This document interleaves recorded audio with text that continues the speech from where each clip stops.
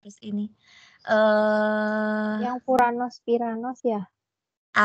Kayak ngebedain mana furan Howard. Piranosa gitu. Oke, aku coba ya. Ntar ini coba aku mau polling, polling. Mau protein dulu apa karbohidrat dulu? Protein. 3 suara protein. Aku terserah. Yang lain gimana? Kalau ini di chat aja tuh jawabnya. Ribet ya sama aku harus ngobrol guys. Nggak ada yang ribet sebetulnya. Ntar.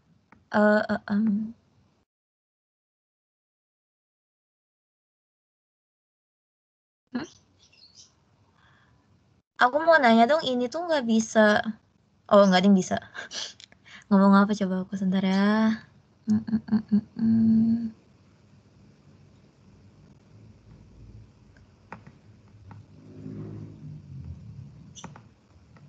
Aku tuh susah banget sih screen sharing di sini. Sebentar aku cek dulu ya guys.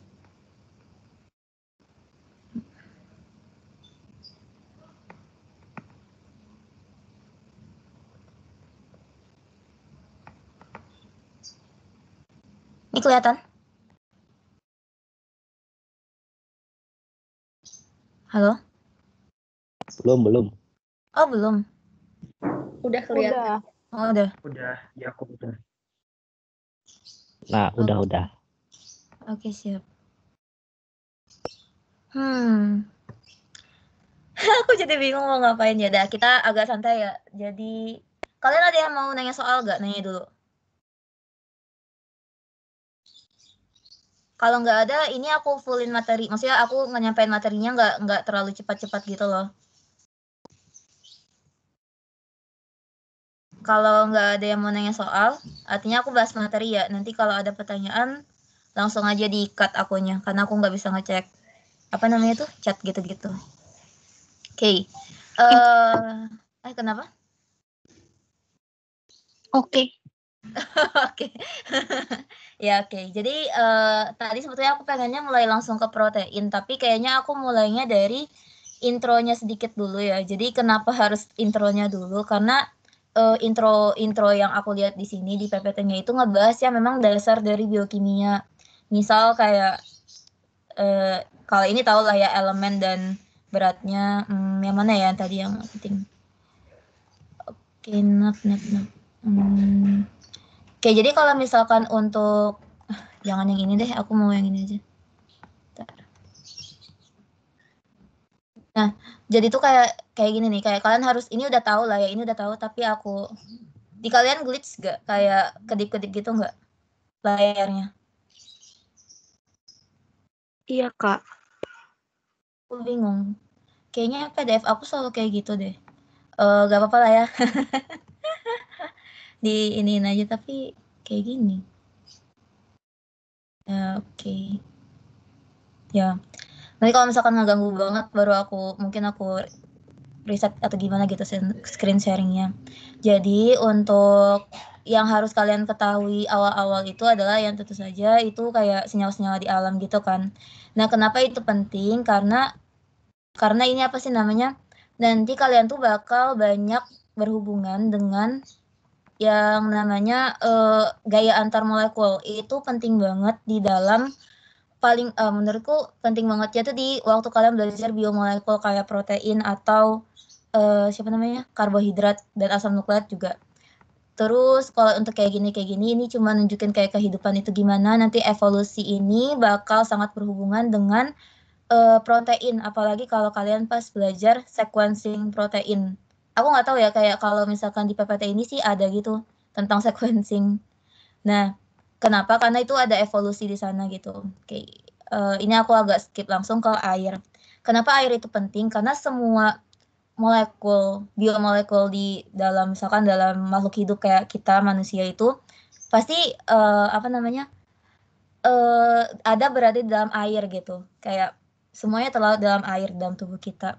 Makanya sifat-sifat air itu penting buat kalian ketahui. Misalkan kayak ini sifat interaksi antar molekul air. Itu ikatan hidrogen kan. Nah, karena ikatan hidrogen itu sangat kuat, ini aku skip. Ini sebetulnya struktur dari es ya. Jadi kalian bisa lihat di situ banyak banget ikatan hidrogennya dan itu tertata membentuk semacam tetrahedral gitu. Dan ini adalah kayak ring dari air gitu. Kenapa ada kayak gitu? Karena nanti akan ada efek hidrofobik. Nih, jadi kan air itu akan berinteraksi hidrogen antar satu sama lain kan ya. Nah, saat ada senyawa terlarut nonpolar yang jadi gini, kalau misalkan kalian belajar kelarutan, aku nggak tahu nih, ini teori yang aku pakai. Jadi saat kita mau si zat terlarut ini larut di dalam air, itu artinya interaksi antara molekul air dengan si zat terlarut itu harus energinya nggak jauh beda dengan energi yang dimiliki oleh ikatan hidrogen. Kenapa? Karena biar si airnya ini bisa kayak berinteraksi juga gitu. Tapi saat nonpolar yang dimasukkan ke dalam air, nah kan ikatan hidrogen tuh kalian tahu kuat kan, salah satu ikatan non kovalen yang kuat. Nah, waktu ketemu nonpolar yang enggak dipol, yang enggak namanya juga nonpolar. Yang intinya dia tuh hanya bisa berinteraksi secara gaya London misalkan, yang antar nonpolar itu dia jadinya kan interaksinya tuh sangat jelek ya. Jadi air itu akan milih untuk berinteraksi bersama air lainnya. Nah, karena itu di sini kita bisa lihat jadi dia tuh mengucilkan si nonpolar ini dan membuat namanya ini hidrofobik effect. Nah, kenapa kalau misalkan kalian tahu ini ada misal ya. Jadi ini terdiri dari hidrofilik dan hidrofobik. Nah, ini tuh ikatannya bukan ikatan sih. Dia di dalam air itu strukturnya akan sangat kuat. Karena apa? Karena yang nonpolarnya ini dia tuh interaksi antar nonpolarnya sangat kuat, ditambah dengan dengan air yang menjauhi dia, air yang membuat dia biar dempet satu sama lain gitu. Nah, itu namanya hidrofobik effect dan itu penting. Jadi walaupun interaksi antar nonpolar itu kan sebetulnya lemah banget ya. Tapi karena ada inklusi itu kayak pengekangan dari air buat mereka jadi dekat satu sama lain, makanya molekul ini yang kayak misel atau bilayar ini bakal sangat kuat dalam air, termasuk juga protein gitu. Dia akan ada di struktur sekundernya protein. Mungkin kalau sama buffer sih yang paling sering dibahas. Jadi buffer itu kenapa dibutuhkan kan karena kita ingin menjaga pH di dalam sistem kita itu terjaga segitu. Misalnya kita maunya 7, artinya dia sekitaran 7 gitu. Paling batasnya 6 sampai 8 gitu. Nah, makanya buffer ini dibutuhkan buat itu ngejaga si pH-nya agar tetap stabil. Kalau misalkan untuk kenapa bisa kayak gitu mungkin udah pada belajar ya, karena kan kayak buffer itu punya spesi garam dan spesi asam kalau dia buffer asam atau spesi basa kalau dia buffer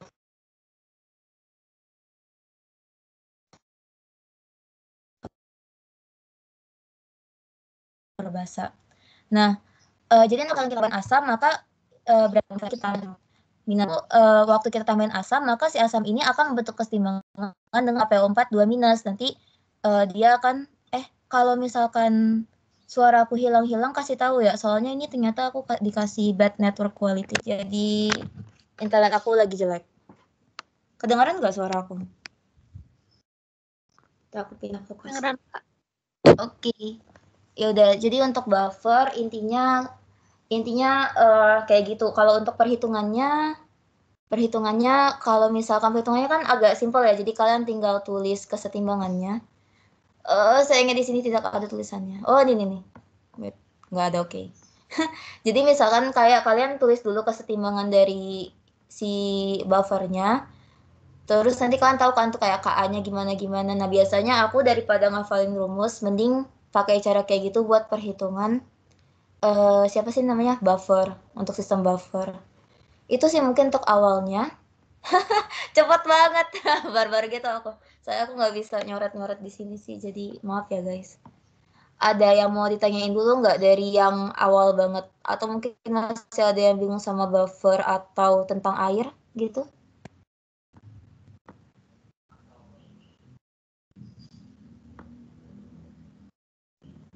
Aman ya? Kalau 5 aku anggap aman. Wait. Glitch-nya. Sedih banget. Ntar.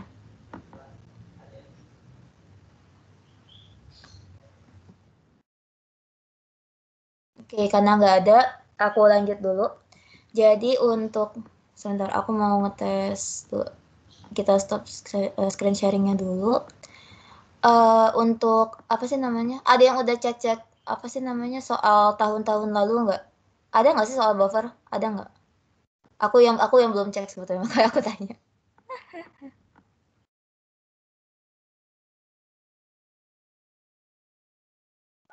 Ada, Kak. Oh, ada. Ada yang udah coba? Ada yang kesulitan nggak? Ada kuncinya sih, Kak. Oh, oke. Berarti aman lah ya. Nggak Hah? aman sih. Oke, karena sekarang kita masih santai ya, belum dekat-dekat ujian. Jadi, ntar, ini susah banget serius. Aku ya udah kita berarti ini dulu ya sekarang kayak tentang apa sih namanya? Tentang materinya dulu. Nanti baru kalau misalkan masih sempat kita adalah bahas soal boleh. Oke, maaf ya aku udah lama gak nutur jadi aku kayak bingung setelah aku nutur tuh kayak gimana. Bentar. Oke. Untuk asam amino.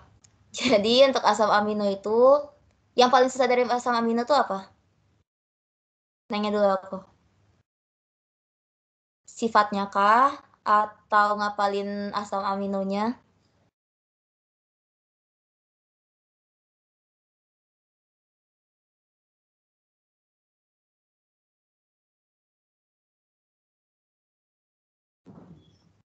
Semua Pak.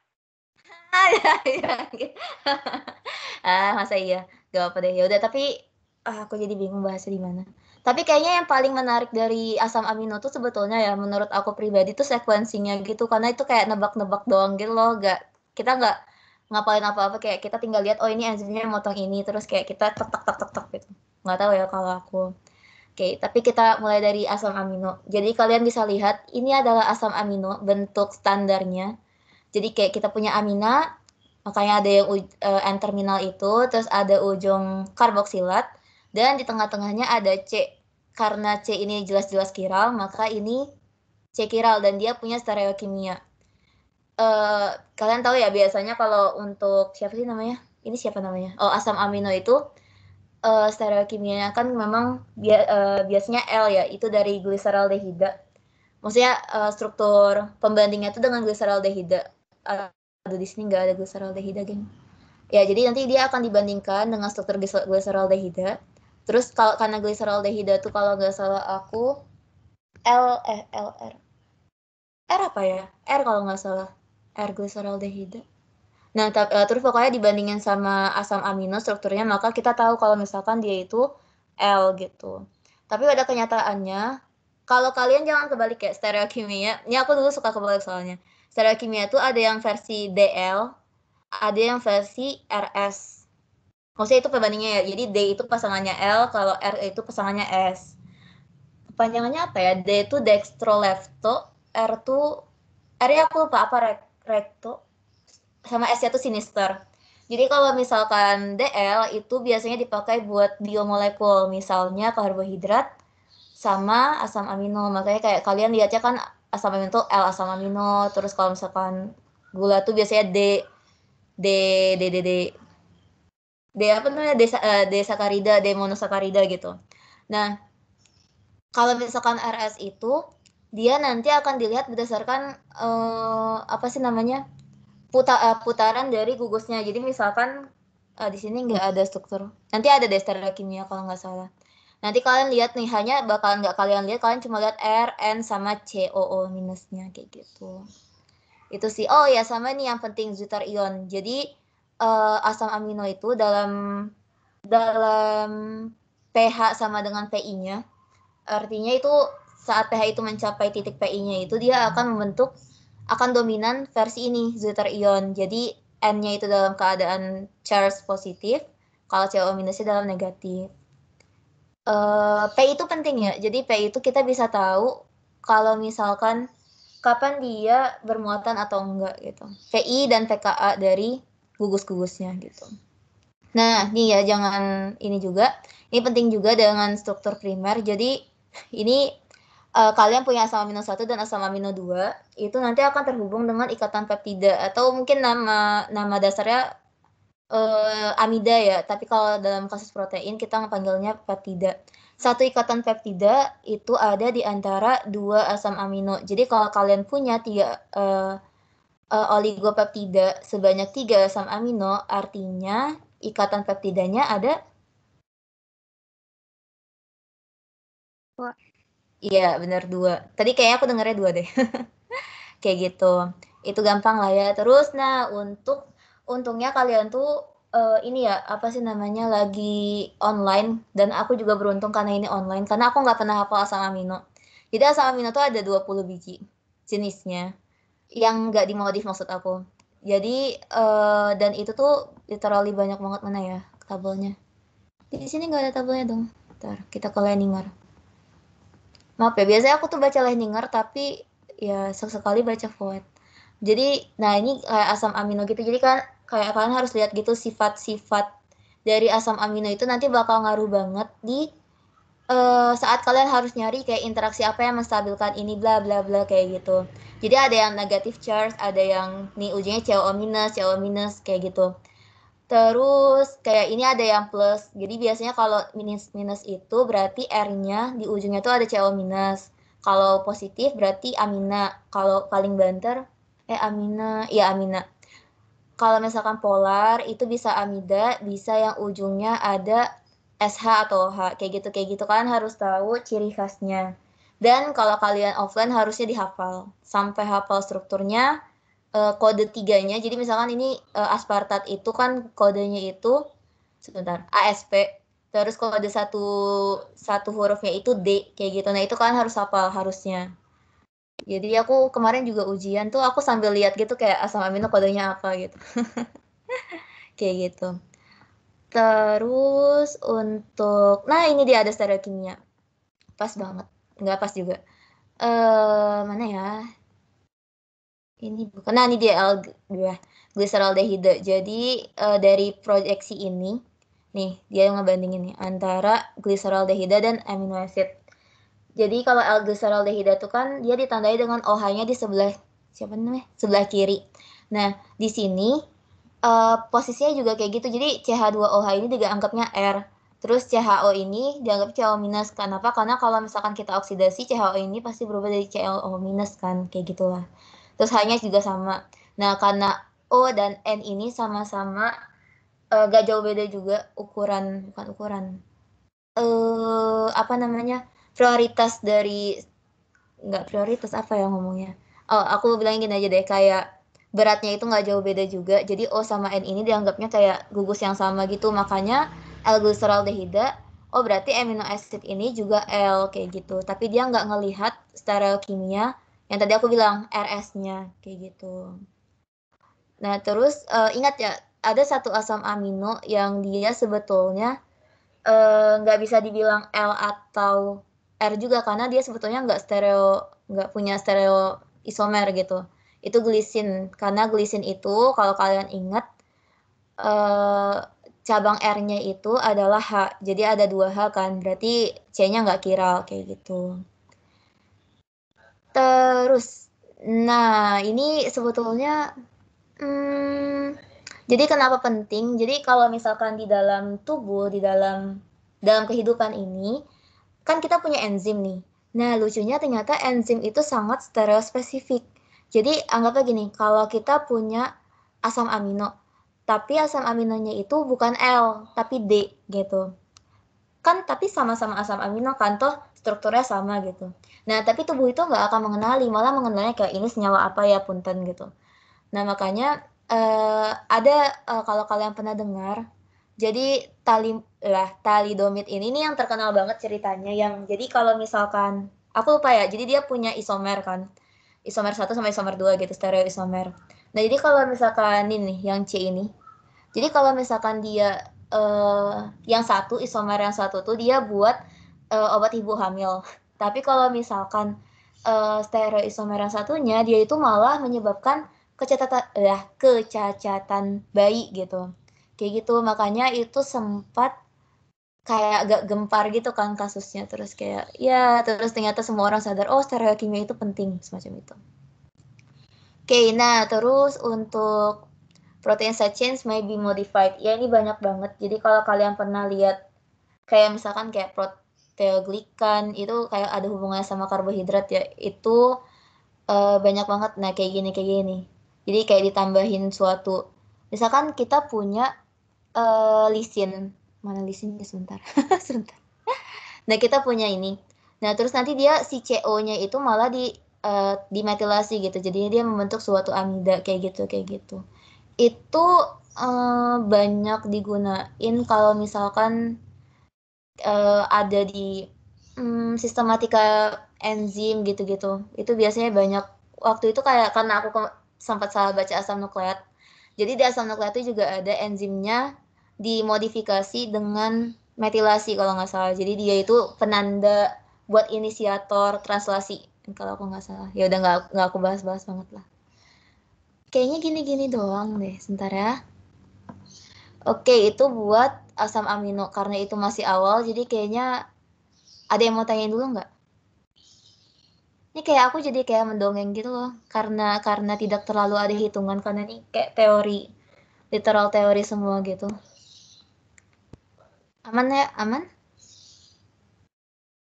Kak, cara nentuin muatan si asam amino di pH tertentu gimana, Kak? Oh, oke. Itu ada di mana ya? Sebentar, aku mau nyari di mana itu dibahas sebentar.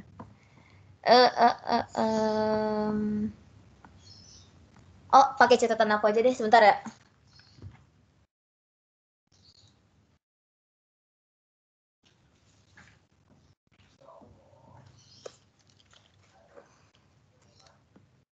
Oke, sebentar coba kita buka dulu.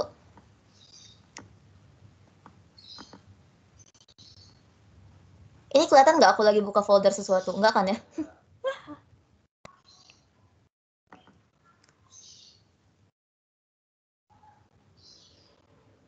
Udah kelihatan belum catatannya?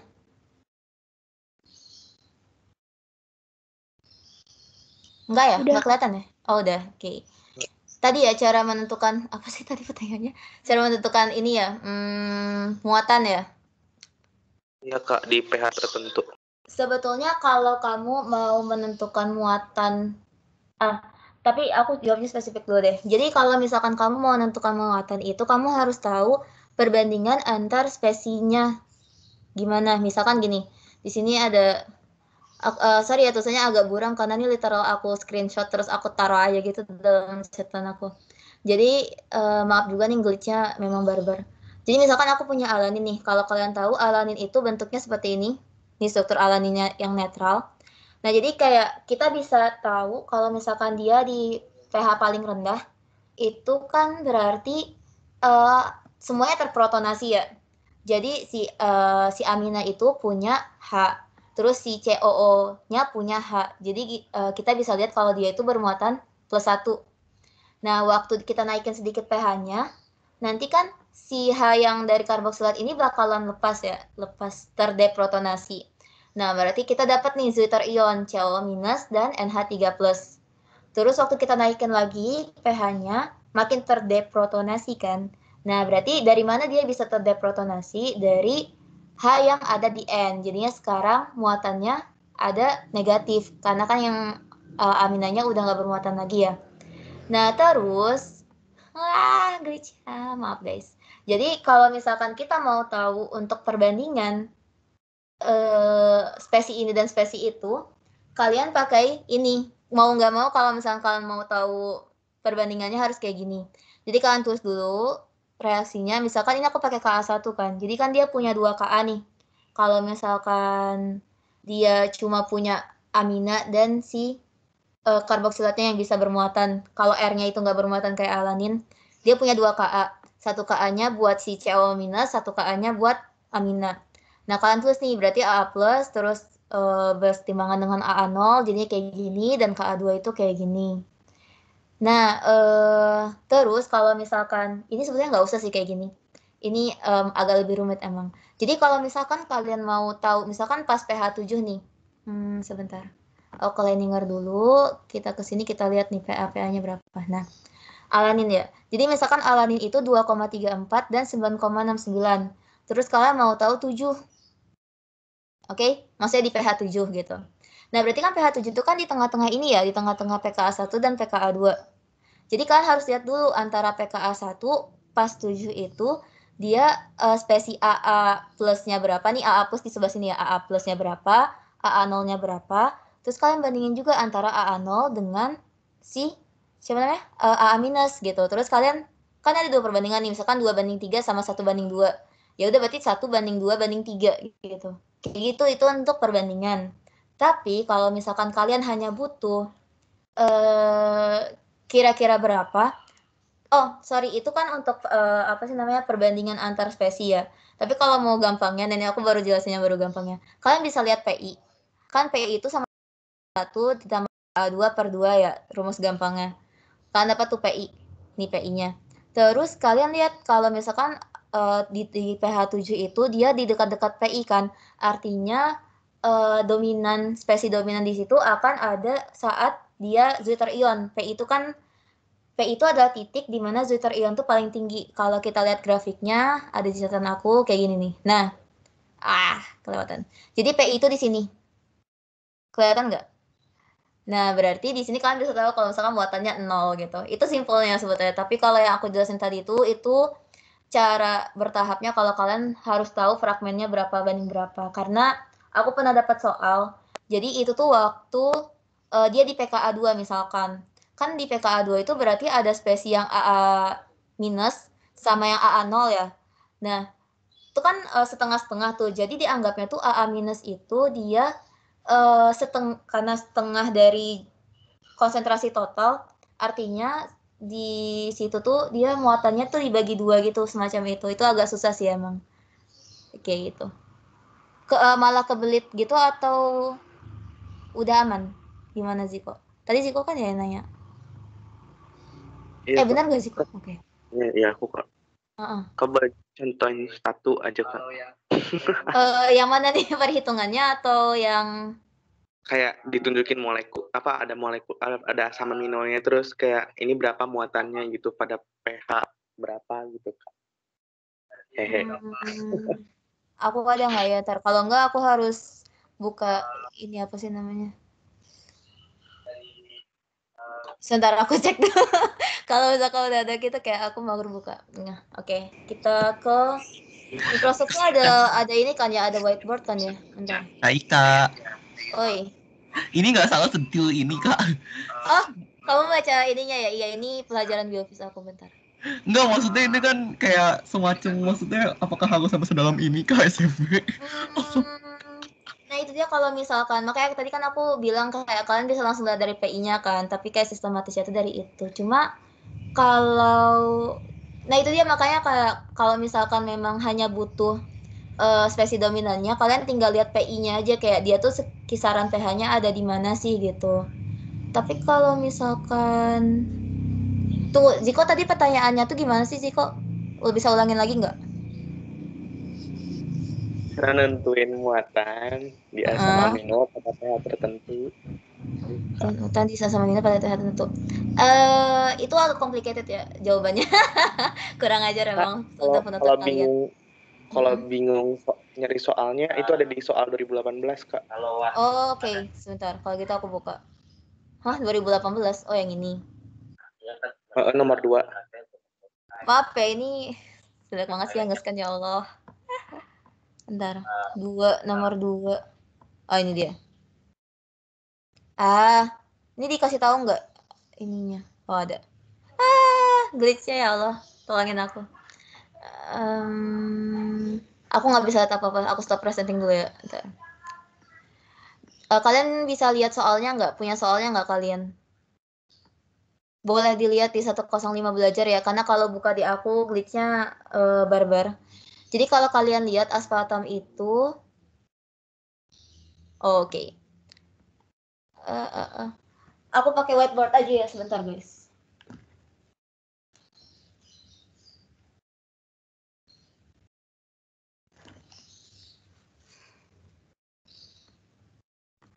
Aku bingung, pakai Microsoft-nya agak susah ya ternyata.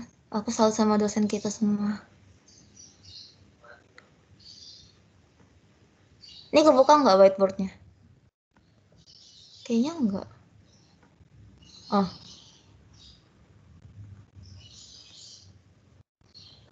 Oke, kelihatan ya? Kelihatan nggak?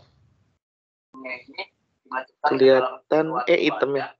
Enggak, ini layar putih. Ntar aku mau coba coret-coret dulu. Ada nggak?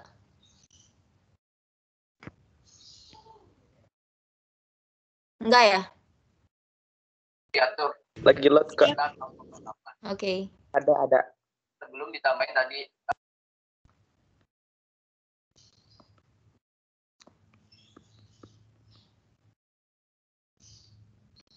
Bentar. Aku gambar aja ya, karena aku nggak bisa buka di sini. Biar semuanya kelihatan juga. Tek, ini. Mager. OCH3. Oke. Kalian... Hah? Kok jadi read only? Kok aku nggak bisa ngedit? Ini kok nggak mau sih? Ada yang ngerti nggak ini kenapa? Kenapa aku tidak bisa mengedit ini? Ini pakai Microsoft Whiteboard ya, Kak?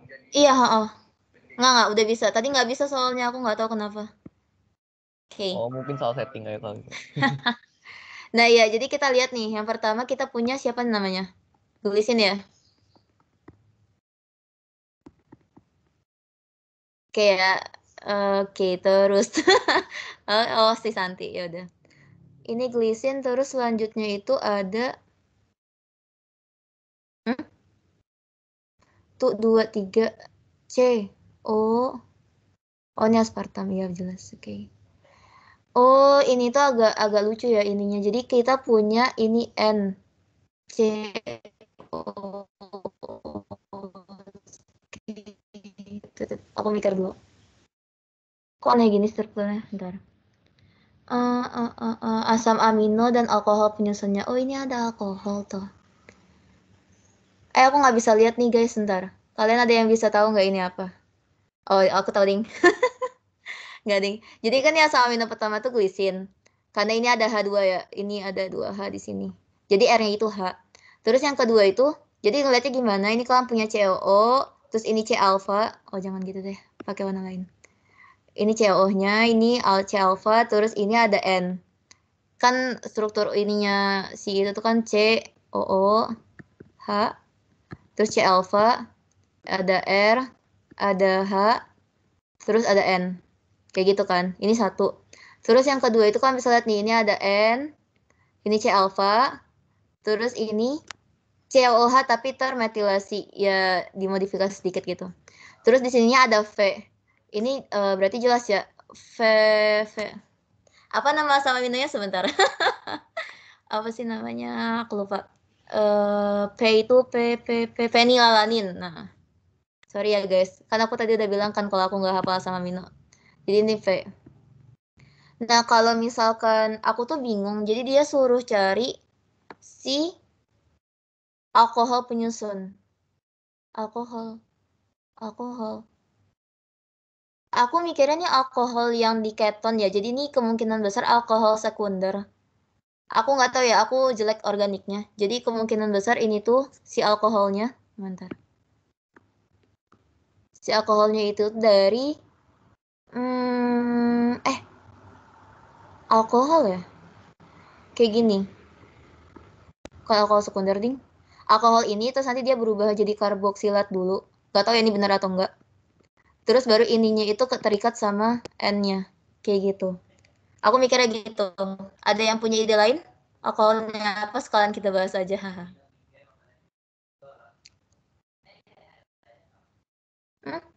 Benar nggak ya? Aku yang ini. Oh enggak ding, aku yang salah ternyata. Aku yang salah. Kalian bilang-bilang dong kalau aku salah, aku nggak selalu bener. Malah marah. Jadi aku ada yang salah ternyata, aku salah lihat ini. Jadi harusnya, gimana cara ngapusnya? Iya, kekeasan. Enggak ding salah bener, aku yang salah. Jadi ini N, terus N di sini kan ada O. Nah harusnya ini yang C. Harusnya yang si sama minus satunya itu yang gini. Jadi ini tuh, oh alah aku yang ini ding, ini ternyata R-nya. Punten guys, kekacauan hidup. Jadi ini tuh kalau misalkan dia kayak gitu, karboksilat ini aspartat, glutamat aspartat. Nah, iya sorry guys, iya emang kayak gini aku juga agak-agak ini. Aspartat dari mana? Jadi ini tuh kan R-nya nih. Ini R-nya, terus ini tuh rantai utamanya gitu. Jadi aspartat dan fenilalanin. Oke. Fenilalanin yang termetilasi ya. Jadinya di sini ada amida gitu. Oke, kayak gitu. Terus perkirakan bagaimana muatan aspartam ini pada pH 7. Jadi kalau ngelihat itu dari mana? Ngelihatnya dari R-nya yang terutama. Jadi di sini kan R-nya ada si aspartat. Yang punya R yang bisa bermuatan itu kan aspartat ya. Terus yang bisa bermuatan lagi ini 1 yang bisa bermuatan, terus ini kan bisa bermuatan nih, N yang ujung 2. Terus yang ini bisa bermuatan enggak ya? Tapi karena dia ada CH3 harusnya enggak sih? Bentar, aku mikir. Kalau dia ada CH3 atau 23, berarti enggak bisa bermuatan. Berarti cuma ada 2 muatan dong yang diatur sama terminalnya si aspartat dan R-nya aspartat gitu. Jadi kalau misalkan kalian kan di sini tabelnya itu ada PK yang kalian lihat aspartatnya aja berarti ada 2. Kok ini aspartatnya nggak ada PKR-nya?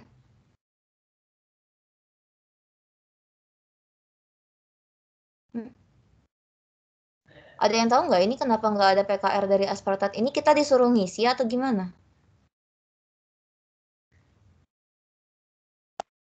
Ngerti aku juga, Kak. Ya udah kalau gitu kita pakai ini ya, pakai yang dari tabel ininya aja. Jadi kalau untuk aspartat itu, bentar. Kalau untuk aspartat itu kita bisa lihat dia aku nggak ngeliat ke kalian. Jadi kalau misalkan PKA kan yang ini kan si N-nya ya. Jadi kalau misalkan PK itu kan PK2 ya. PKA2-nya dari aspartat itu adalah 9,6. Terus PKR-nya itu adalah mana tuh? 3,65. Pertanyaannya apa? Sebentar. Pertanyaannya itu bagaimanakah muatan aspartam ini pada pH 7? Sebetulnya kayak tinggal ini tuh kayak kalian bisa kita pakai cara gampang ya, antara 9 tambah 3 berapa? 12 6,6 6,6an. Kebayang nggak? Jadi pada pH 6,6 sekitar 6,6 artinya ini ditambah ini bagi 2 itu dia akan membentuk semacam Zwitter ion, karena ini kan secara teknis ini harusnya agak ribet tapi kita sederhanain. Jadi kan ada karboksilat dan ini kan, dan ini tuh pKa-nya yang ini, terus ini pKa-nya yang ini. Jadi ini mirip Zwitter ion. Saat kita mau tahu ini pas ini muatannya negatif, pas ini muatannya positif itu artinya ini Pi kan. Pi itu semacam pKa1 tambah pKa2. Ini maaf ya tulisan aku jelek banget. Nah kayak gini kan, sama juga. Jadi kita mau tahu pas Zwitter ionnya, pH saat Zwitter ion itu berarti si PKR ditambah pKa2 2. Makanya tadi aku nggak ngitung pakai kalkulator, aku nebak sekitar 6,6an. Kalau salah tolong bilang ya. Jadi karena kita mau tahu pas pH 7-nya berapa, kan 6,6 ini mendekati 7 ya. Kita bisa bilang kalau muatannya itu mendekati 0. Kayak gitu. Muatan. Kebayang nggak gimana maksudnya? Kecepatan nggak? Tadi pas 6,6 ke 7 kenapa, Kak? Oh, 6,6 itu kan mendekati 7 ya. Artinya, jadi gini, pas 6,6 itu secara teknis harusnya muatan si aspartam ini akan dominan banget kayak yang grafik yang aku tunjukin tadi tuh dia akan dominan banget, artinya muatan keseluruhan si senyawa ini tuh bakalan 0 di dalam di dalam sistem. Tapi kalau dan 6,6 itu kan mendekati 7 ya. 6,6 tuh adalah saat dimana dominan si senyawa zwitter ionnya. Karena mendekati 7 artinya saat 7 itu dia masih dominan dong si bentuk zwitter ion. Makanya kemungkinan besar dia bentuknya masih zwitter ion di saat pH 7 dan muatannya bisa kita simpulkan sama dengan 0. Zwitter ion itu kan plus minus ya, plus tambah minus jadinya 0 kayak gitu. Kebayang nggak? Kebayang, Kak. Makasih ya, Kak. Gitu. Tapi aku agak sanksi ya, soalnya di sini tuh di soalnya tuh aku bingung gitu. Jadi di sini ada ASP. Dia ngasih tahu kita PK1, PK2-nya, tapi PKR-nya nggak ada, terus aku kayak bingung gitu. Jadi aku tadi pakai data dari Leininger, kayak gitu. Ada yang mau ditanyain lagi nggak? Ada yang masih bingung nggak kira-kira?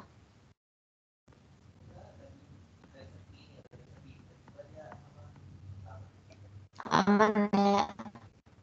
Ada yang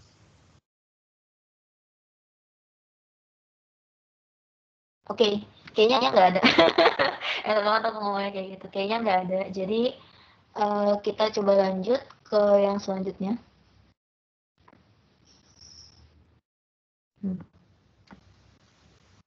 Bad network quality. Masih kedengaran nggak suara aku? Masih. Oke. Oke, jadi yang selanjutnya itu aku nggak tahu nih, kayak di PPT Bu Fida ada, glitch-nya. Tapi kalian diajarin purifikasi protein nggak?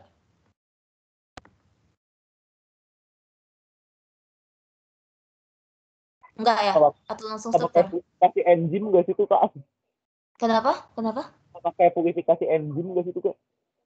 Iya bisa pakai enzim, macam-macam sih cara purifikasi protein tuh. Ada yang pakai antibiotik kayak contohnya ini. Terus ada yang pakai elektroforesis, itu yang paling sering digunakan dan mungkin menurut aku yang paling gampang kali ya di lab. Ada yang pakai semacam dialisis, enggak dialisis nih. Sorry kok dialisis, sentrifugasi, ultracentrifugation. Sedih banget. Ada juga yang kromatografi gitu. Macam-macam. Jadi memang mungkin nggak aku jelasin ini banget ya karena itu udah teknis banget. Tapi saat kalian membuat strategi untuk purifikasi protein, itu kan harus lihat juga proteinnya. Misal, oke. Misal kalian punya protein kalian tuh punya kayak semacam antibiotik gitu, sequence antibiotik. Nah, itu kalian bisa pakai namanya immunoassay. Jadi kayak kalian punya antigen, terus kalian punya bit bukan kerikil. Bit itu apa kayak butiran-butiran gitu, kalian tempelin antigennya. Nanti saat kita lewatin tuh nanti yang si protein kita yang punya si antibody, tapi kan protein lain enggak nih. Nah, dia akan tempel gitu di situ. Jadi kayak mirip kromatografi penukar ion or something gitulah. Nah, terus ada juga nangis banget aku lihat PDF-ku. Ada juga yang kalian bisa lihat absorbensi, tapi itu bukan pemisahan sih, lebih kayak pendeteksian. Itu biasanya kalau kalian punya protein kalian tuh punya asam amino yang kenapa 3 ini? Kenapa triptofan, tirosin, fenilalanin? Ada yang tahu nggak? Kenapa mereka bisa menyerap cahaya? Nah, gini.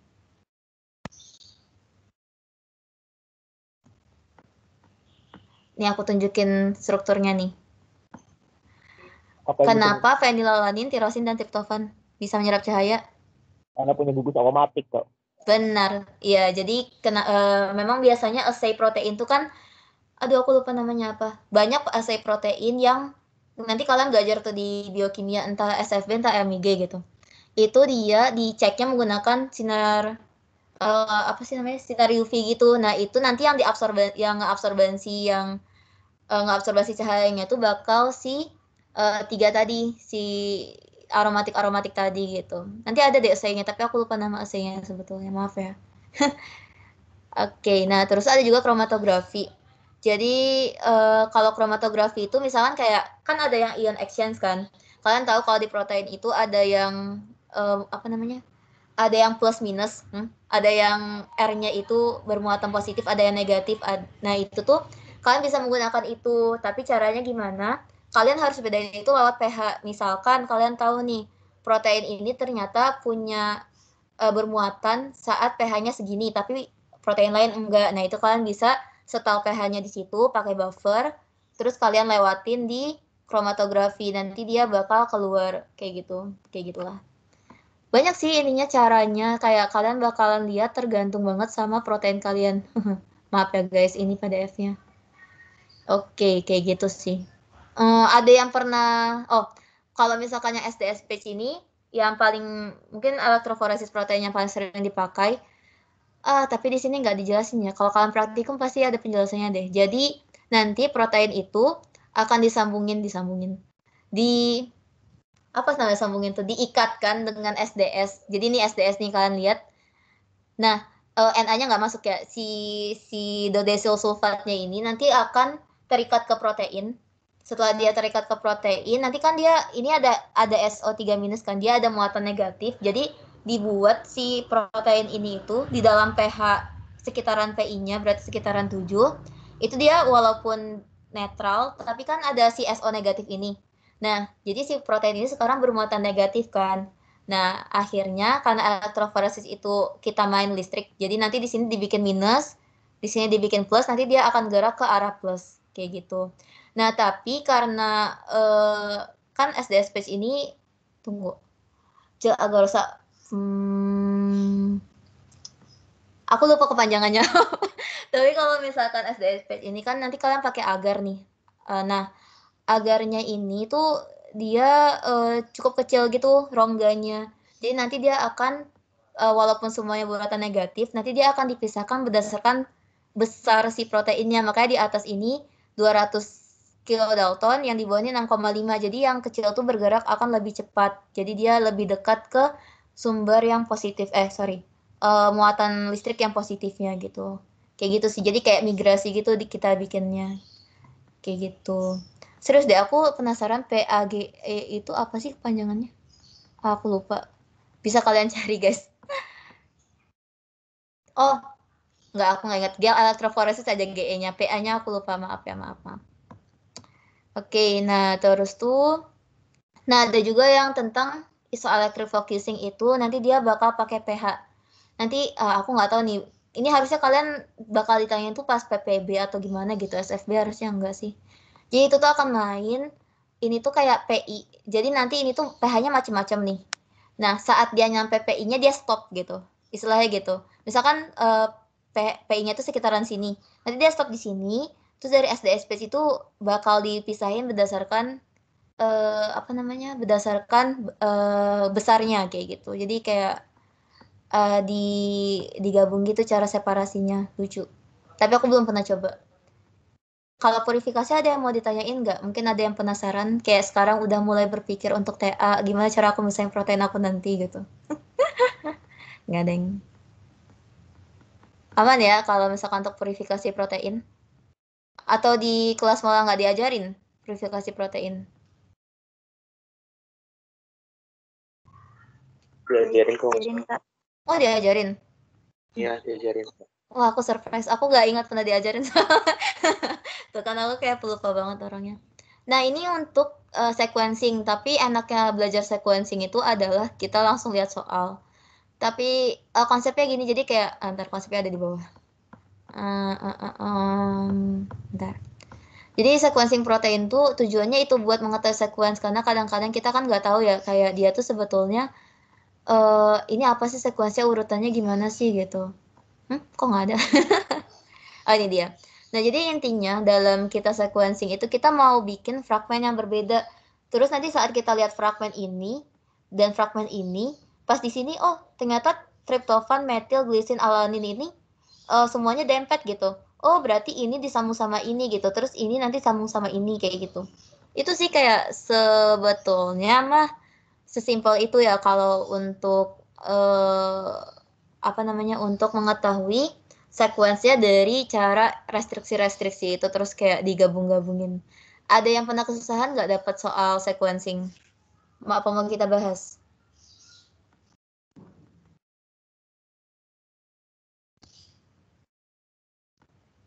Mau bahas soalku nggak yang belum pernah kalian lihat? Gimana, bukan soal aku sih, tuh punten. Soalnya Pak Rukman. Nggak susah sih. Ya terserah Kak. Oke, kita coba ya lihat. Ini jadi emang sangat banyak. Nah, jangan dilihat. Kamu ngerjain sendiri dulu atau jelek banget ya Allah. Ntar. Bisa nggak ya aku kirim foto ke mana ya? Ke Microsoft Teams? Oh nggak, ding, ini udah nggak terlalu ini lagi.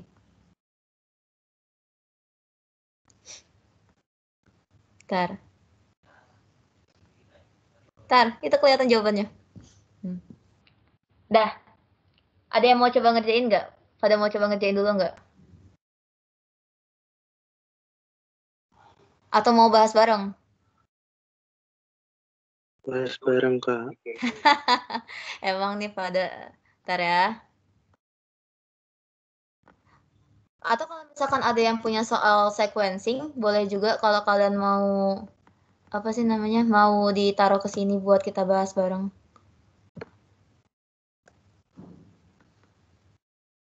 Bentar, aku mau coba kalau kayak gini.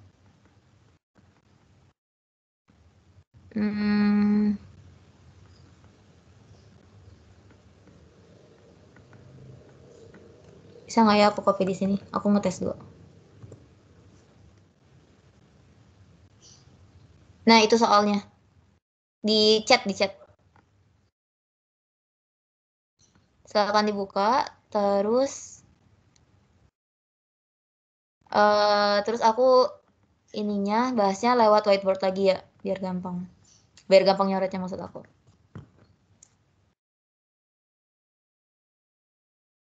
Udah 1 jam aja ternyata. Lama juga ya aku ngejelasin.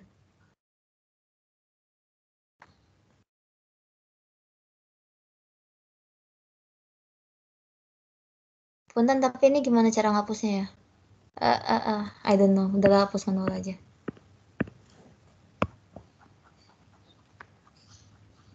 Itu Kak pencet yang mana ya? Yang mana? Which one? Ini? Oh, udah. Aku biasa soalnya pakai Microsoft Whiteboard yang aslinya gitu Kak, nggak ada itu. Oh, aku nggak Terus tahu ada ding. ada info clear kanvasnya gitu.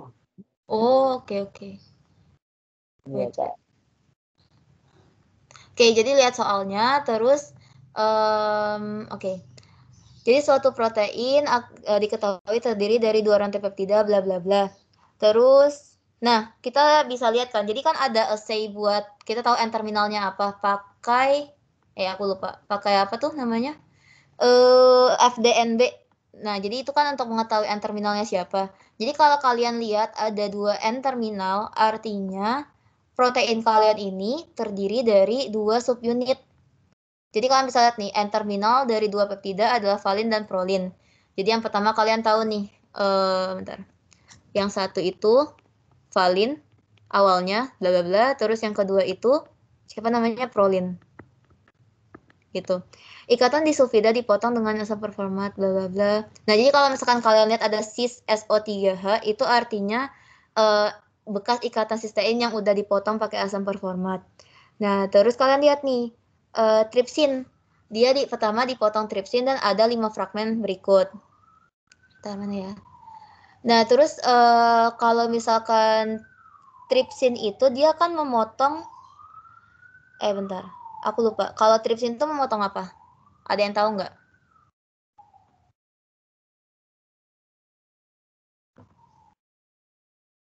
Halo? Oke, tripsin itu apa?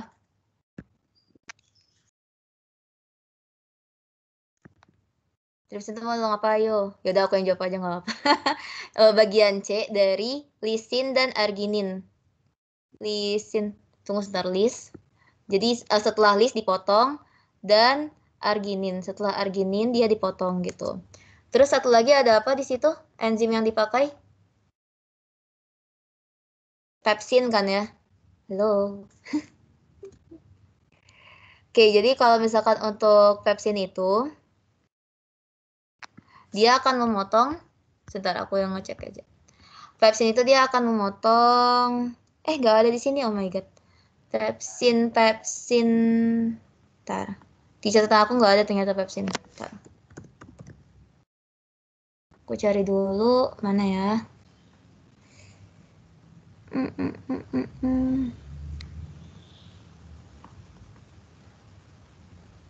Maaf nih kurang persiapan. Pepsin itu setelah yang aromatik P, trip sama tir. Setelah P atau apa tadi? Trip sama tir. Yang aromatik, setelah yang aromatik. Nah, terus kalian lihat tuh kan ada beberapa fragmen. Nah, yang kalian cek dulu nih, kalau yang pertama itu kan dia bilangnya yang setelah lis sama arginin kan, berarti kan di situ ada proarch. Jadi ini aku hapus dulu deh, jangan kayak gini. Jadi di situ ada proarch yang dipotong, terus ada lis, jadi ada Valser lis. Oke. Valser lis. Nah, kalau kayak gini kayak kalian, kita coba lihat nih. Valnya itu kan udah, apa sih namanya, udah kita tahu nih dia yang pertama. Berarti ini rantai pertama, Valser lis.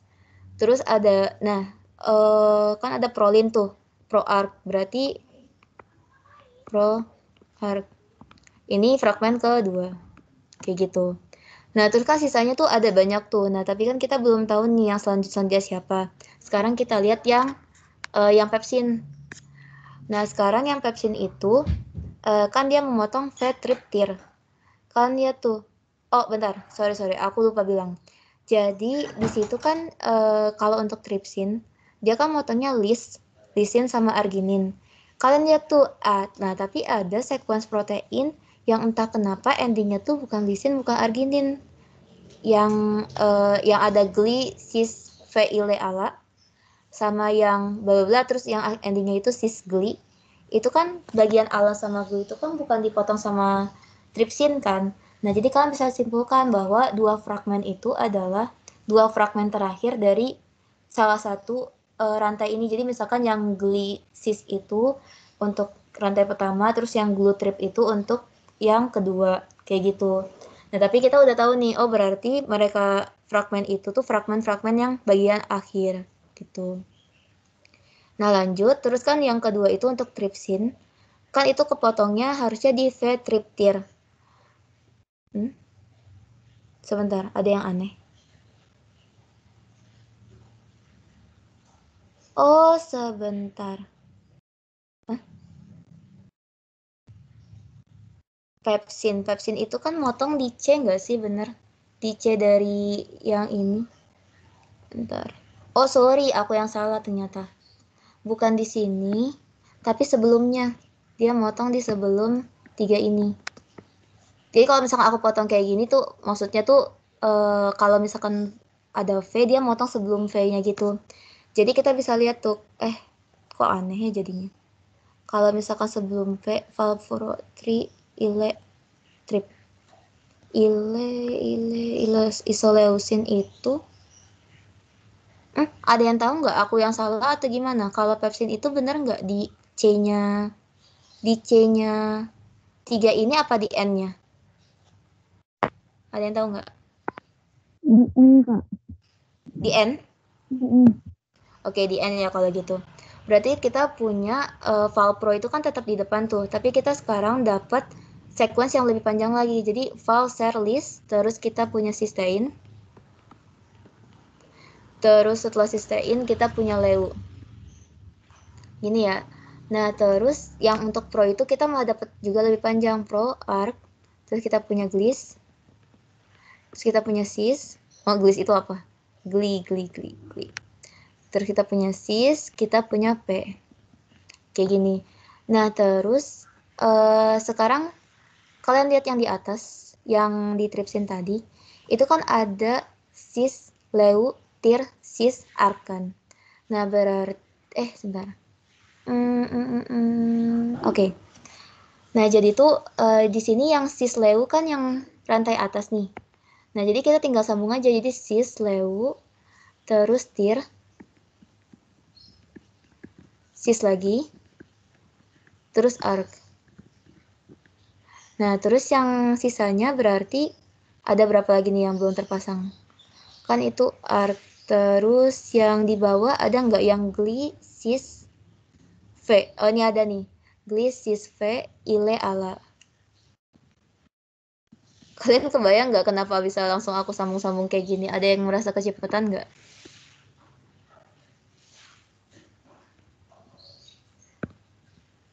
Aman?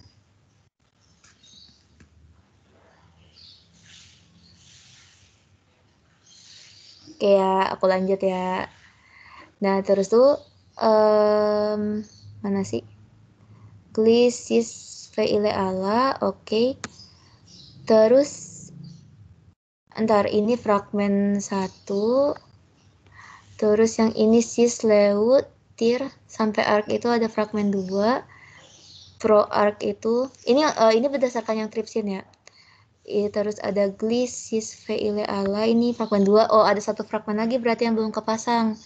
Nah, kita tahu kan kalau misalkan ile, ala ini, tadi setelah kita bilang di tripsin, dia tuh fragmen terakhir. Kenapa? Karena endingnya tuh bukan lisin atau arginin yang harusnya dipotong sama tripsin. Jadinya ini udah N gitu. Nah, berarti sekuens terakhir itu harusnya di sini kan, di rantai pertama. Nah, aku tahu dari mana? Nggak bisa. Salah. Nah, aku tahu dari mana. Jadi, kalian bisa lihat kalau misalkan buktinya itu ada di yang bagian pepsin. Jadi kan yang sekuensnya tir, cis, arc itu mana nih? Ini tirosin ya bener nih. Tirosin, cystein, arginin itu ada glunya. Nah, itu yang belum kita pasangkan. Glue. Tadi kan fragmen terakhir tuh glue, trip, cis, gli. Kalian langsung pasangin aja gitu. Sampai sini kebayang nggak? Ada yang bingung nggak sampai sini, sampai nentuin sekuensnya?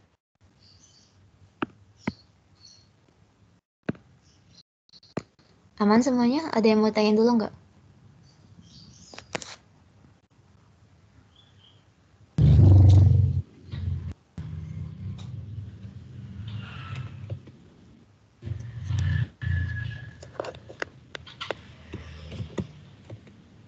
Agnia mau nanya atau gimana?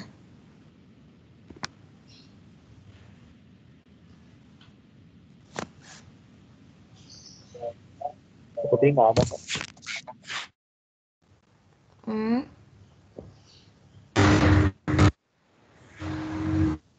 Aku lanjut dulu kali ya. Oke. Ini kan kalian bisa cara-cara tahu. Sok aja kadang. Kalau misalkan terus tuh kalau misalkan ya udah kayak gini, jadi tuh sulitnya dari soal ini apa? Kalian juga harus tentuin ikatan cysteinnya. Kalian mau sampai situ apa cukup sekuens doang? Misalnya emang sampai cystein ya kak? Sampai Iya. itu nih. Jadi kalau kalian lihat enggak sih, sebetulnya dia cuma bilang tentukan struktur primer dari protein berdasarkan data di atas. Tapi kalau sama Pak Rukman waktu aku dikasih soal ini tuh aku harus nyelesain sampai tahu ikatan cysteinnya di mana, karena di dalam soal tuh dibilang nih yang paling terakhir sampel protein awal dihidrosis pakai pepsin tapi nggak pakai perlakuan asam performat gitu. Terus fragmen dihasilkan sesama lain bla bla bla. Jadi kita tuh bisa lihat sebentar. Salah satu fragmen ini kemudian jadi tuh kita kan ngebagi ini kan berdasarkan si pepsin. Pepsin bukan tadi, pepsin apa tripsin? Bentar. Pepsin. Jadi kan kalau pepsin itu nanti bakal kepotong di mana aja tadi? Di sebelum ini, di sebelum tirosin di sini. Terus sebelum kan pro arc v sebelum di mana sih? Di sini harusnya di sini gitu kan, ada beberapa kan. Nah terus tuh kayak jadi si fragmen yang sisanya itu, yang 2 fragmen yang tersisa itu adalah salah satu dari sambungan fragmen 1 sama fragmen 2, rantai 1 sama rantai 2 yang dihubungkan dengan ikatan sistein. Ikatan disulfida, salah ngomong kok ikatan sistein. Kayak gitu. Mau dibahas sampai situ atau enggak? Atau kalian kayak pusing banget kalau dibahas sampai situ, kapunten gitu.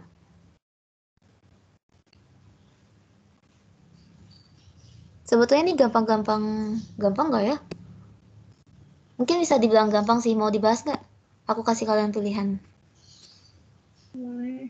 Boleh ya? Oke. Jadi kalian lihat nih, kan kalian tahu ya kalau asam performat itu untuk ikatan disulfida. Artinya yang harus kalian highlight itu adalah sistein-sistein yang ada 1, 2, 3, 4 gitu kan. Nah, terus sekarang ternyata salah satu fragmen yang terbentuk ini dia tuh isinya Valser Lysis Leu. Artinya nih si ini nih. Nih. Terus yang kedua itu Tripsis Gli. Artinya ini kan.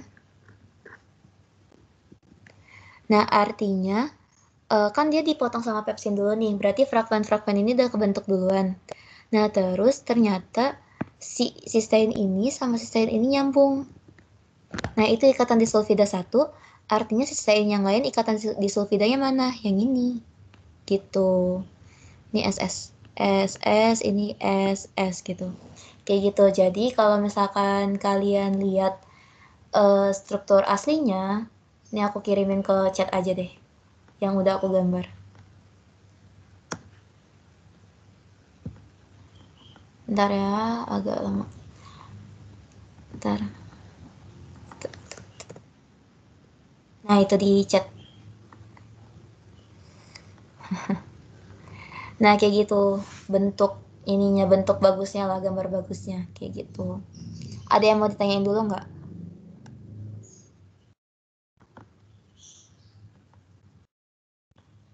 Aman semuanya, aman? Apa jangan-jangan bingung di tengah jalan, terus aku kecepatan?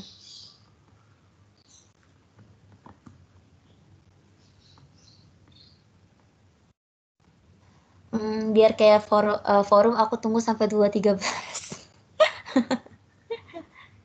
Silakan dipahami dulu apa yang aku tadi iniin, terus setelah itu kita lanjut lagi mungkin.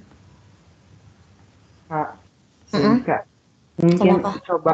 coba ulangi lagi soalnya tadi di aku putus-putus. Oh alah.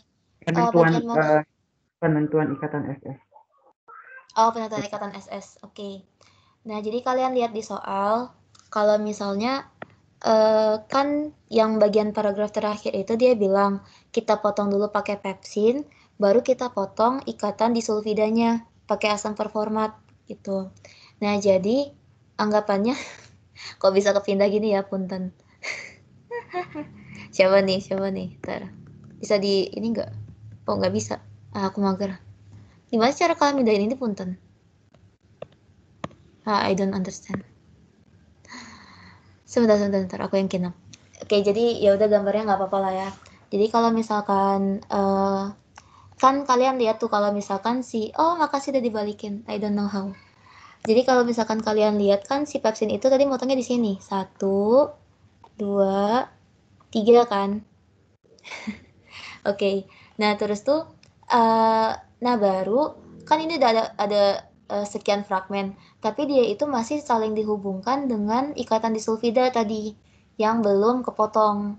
Nah, akibatnya si fragmen ini bakal nyambung ke fragmen yang ada S-nya, terus yang ini bakal nyambung ke yang ada S-nya gitu. Nah, di soal salah satu fragmen itu diambil, terus dipotong pakai asam performat. Oke. Nah, terus tuh kalian bisa lihat tuh kalau misalkan si ininya fragmennya itu terdiri dari, sebentar aku mau buka dulu, terdiri dari valser, lisin, sistein, leusin. Artinya itu kan si ini nih, this one, fragmen ini. Terus yang satunya itu ada tripsis sama glisin, artinya yang ini kan. Nah, berarti dua fragmen ini tuh terhubung oleh ikatan disulfida. Makanya kita tahu nih sistein ini sama sistein yang ini sama sistein yang ini tuh akan terikat di ikatan disulfida. Nah, kan masih ada dua sistein lagi. Artinya dua sistein ini tuh juga akan tersambung gitu dengan ikatan disulfida. Nah, kayak gitu. Gimana? Udah jelas belum? Sip, udah, terima kasih. Oke, berarti ada yang mau nanya lagi?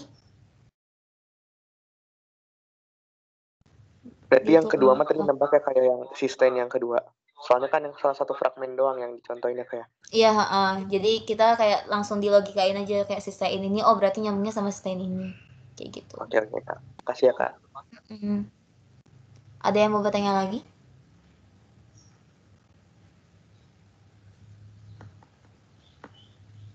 Oke ya, aman. Aman, aku tidak usah nunggu sampai 2.16 kan ya. Oke, aku lanjut lagi ke oke. Aku lanjut lagi ke materi. Sebentar.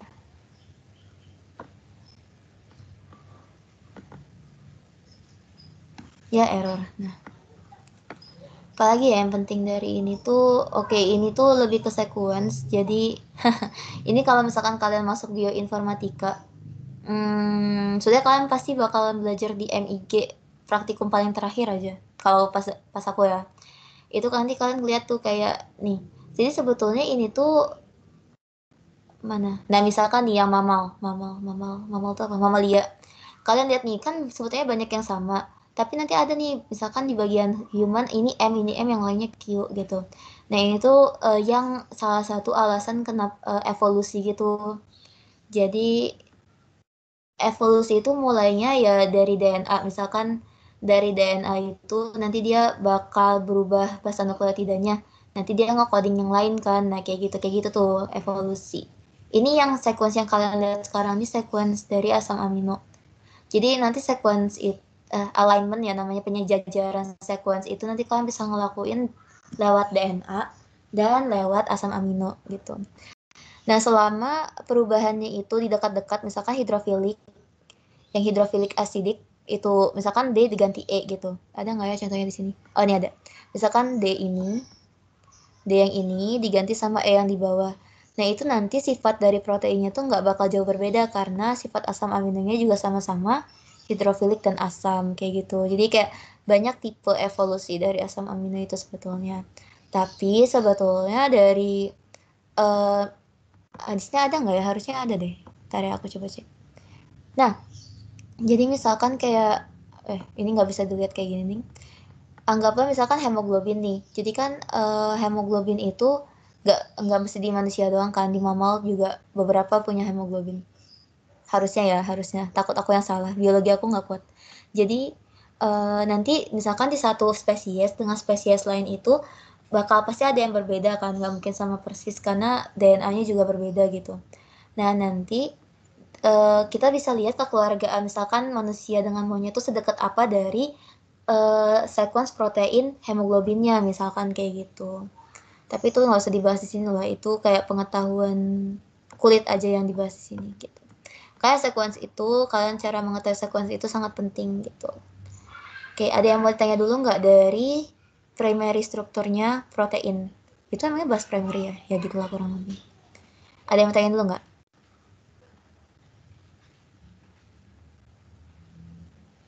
Kayak kalau tidak ada suara sepertinya sudah aman. Kayaknya. Tapi kalau ada yang mau nanya sok aja. Nah, jadi untuk struktur protein, jadi kan kalian tahu ya kalau struktur protein itu ada bertingkat. Ada nggak ya di sini? Nah, jadi misalkan dari yang primary tadi, yang urutan list, allohis, bla bla bla, nanti dia akan membentuk secondary struktur. Ini helix ya, ada juga beta sheet, ada juga beta turn. Terus setelah itu nanti dia akan membentuk lagi tertiary struktur. Terus yang terakhir itu quaterner, kalau misalkan dia memang butuh quaterner. Jadi sebetulnya protein itu nggak mesti sampai quaterner.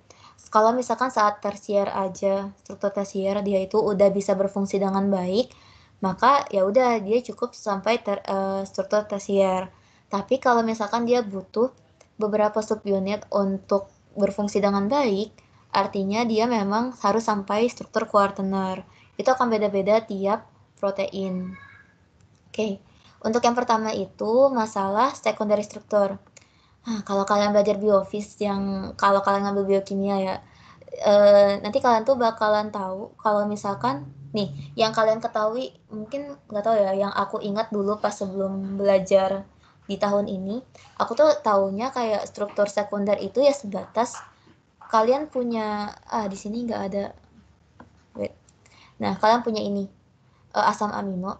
Jadi ini ikatan peptidanya ya. Nah, jadi kalau misalkan struktur sekunder itu dibuatnya dengan ikatan hidrogen antar si gugus karboksil C-terminal, bukan C-terminal, gugus karboksilnya si asam amino dengan si dengan si amina. Tapi bukan dalam satu ini mah cuma buat dihidralnya. Bentar, mana ya helixnya? Biar aku tunjukin. Itu ada Ramachandran plot. Bentar. Nah, ini kayak gini. Jadi kalian bisa lihat nih, ini yang biru-biru nih N, yang merah itu O. Jadi yang ungu tuh R ya, gugus R. Jadi si amina itu yang di struktur backbone-nya protein akan berinteraksi secara ikatan hidrogen dengan si CO di bagian asam amino yang residu lain. Ini tuh misalkan ini residu I nih. Kalian ngerti nggak kalau aku bilang residu I, ini residu I plus 4. Jadi 4 residu setelah si asam amino yang N-nya yang pengikat untuk ikatan hidrogen. Kebayang nggak tuh? Kalau misalkan dihitung tuh nih, kan misalnya nih yang pertama. Salah. Ini yang pertama. Ini I plus 1. I plus 1, I plus 2, I plus 3. Ini tuh CO dari I plus 4. Kayak gitu. Kan ini NCCO. Kayak gitu. Nah, untuk residunya sendiri tuh biasanya dihitungnya 3,6. Jadi tiap 3,6 residu itu satu putaran gitu ngitungnya.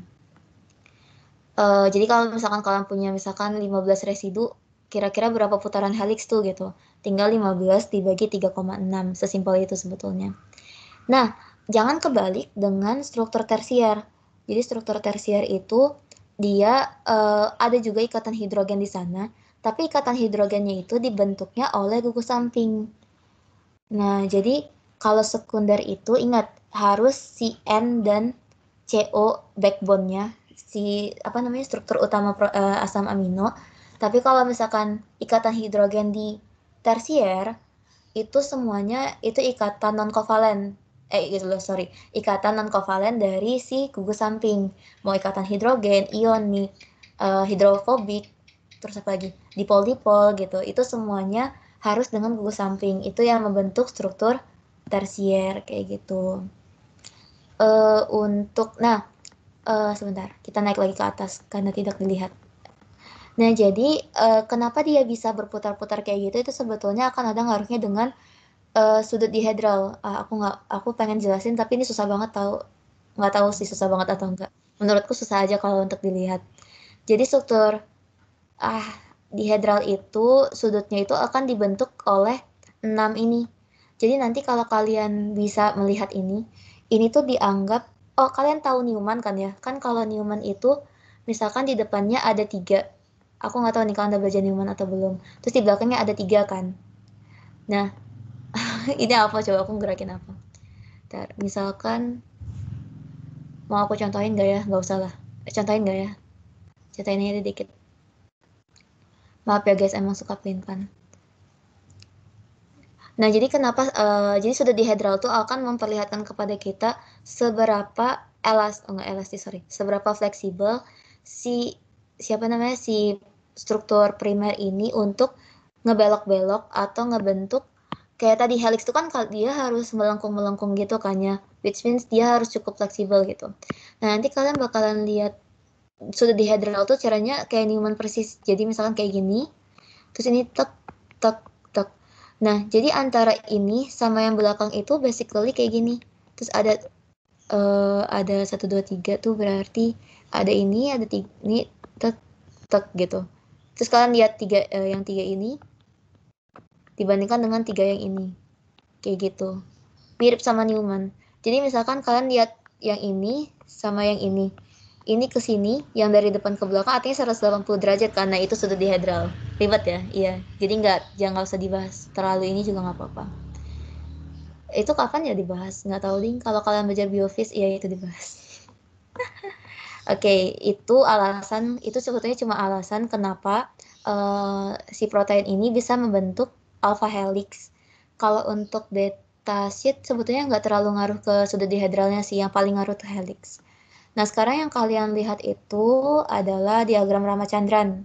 Ini diagram yang menunjukkan kepada kita kalau misalkan nih, ini kan ada sudut dihedral 1, ada sudut dihedral 2 kan.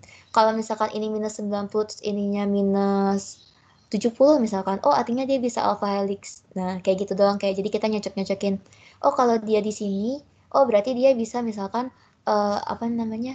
Beta sheet paralel gitu, kayak gitu. Harusnya nggak terlalu dibahas sih, itu cuma buat pengetahuan tambahan aja.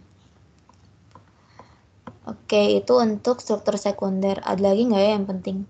Nah, kalau untuk ini beta sheet, kalian ada yang tahu nggak antara beta sheet antiparalel dengan beta sheet paralel paling kuat yang mana?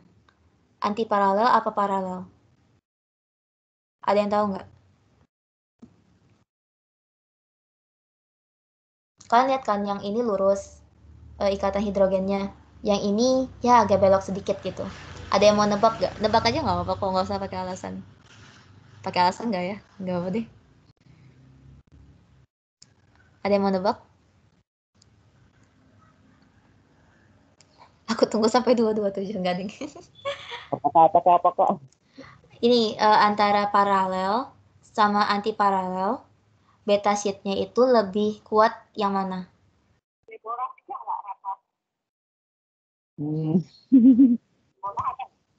Gak apa-apa, tebak aja. Oh, gambar. Saya anti paralel deh, Kak. Oh, oke. Jawabannya benar. Mungkin alasannya ya. Jadi alasannya itu karena kalau kan kalian ingat ya, kalau struktur sekunder itu dia ikatannya ikatan hidrogen. Nah, ikatan hidrogen itu ditulis gini sih, semua ikatan non kovalen itu akan sangat berpengaruh pada apa? Pada jarak jarak interaksinya, terus juga sudut interaksinya. Nah, jadi dengan apa ya, ikatan hidrogen yang lurus kayak gini dibandingin sama yang agak nyerempet beberapa derajat ini, itu nanti jaraknya tuh akan lebih jarak dan sudut arah datang si lawan, si pasangan ikatan hidrogennya itu akan membuat antiparalel ini lebih kuat gitu. Kalau kalian lihat gitu. Jadi nanti kalau misalkan dipanasin sedikit gitu, paralel itu akan lebih gampang terdenaturasi, nggak terdenaturasi, sorry, ya itu denaturasi sih, terlepas gitu ikatan hidrogennya kayak gitu. Oke, apalagi ya untuk sekunder itu kayaknya, oh, alfa keratin. Aku tuh lucu banget sumpah di PPT-nya Bu Fida tuh somehow ada ini. Jadi ini tuh sebetulnya untuk memperlihatkan alpha helix itu kan dia muter ya. Nih kalian lihat di A, B, C, D, E, F, G ini. Nah, jadi nanti itu akan ada bagian di mana aku nggak tahu nih, misalkan A sama D-nya ini hidrofobik. Terus yang sisanya itu hidrofilik nih yang abu-abu ini. Nah, jadi nanti si yang bagian hidrofobik ini tuh akan berdekatan dengan alpha helix yang hidrofobik juga gitu. Jadi dia nggak akan berinteraksi sama air. Kayak gitu sih. Itu agak ribet. Jadi kalau misalkan kalian tahu struktur sekunder itu nggak cuma sekunder doang, tapi ada super secondary. Jadi kalian ngelihat fiber ini. Nah, ini tuh salah satu triple helix itu, jadi dia super secondary struktur gitu, kayak gitu. Dan akan ngebentuk fiber. Jadi kalau kalian lihat ada proteinnya bentuknya fiber itu ya karena ini. Mana ya?